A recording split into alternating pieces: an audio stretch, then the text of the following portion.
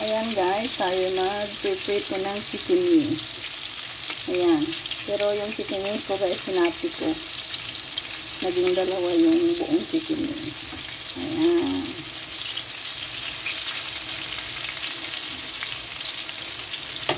Ayan, para maging malutong.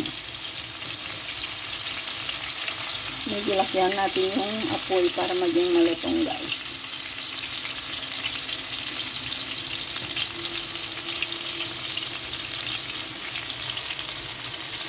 Salap.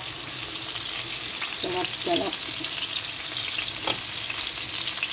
Tapos hindi pala po yung isang gilid niya.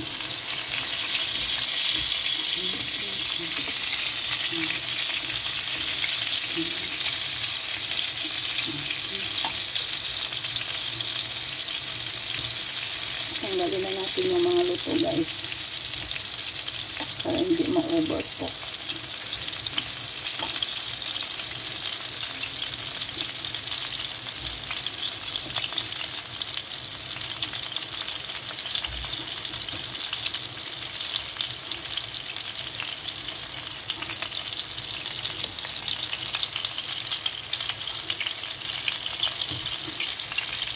Right.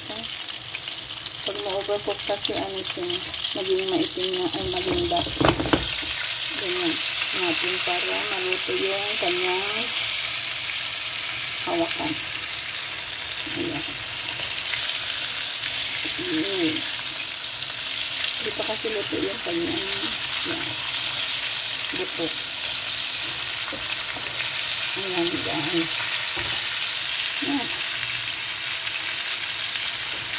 Yan, pwede na natin i-off tapos brown lang natin yung kanyang ayan, brown lang natin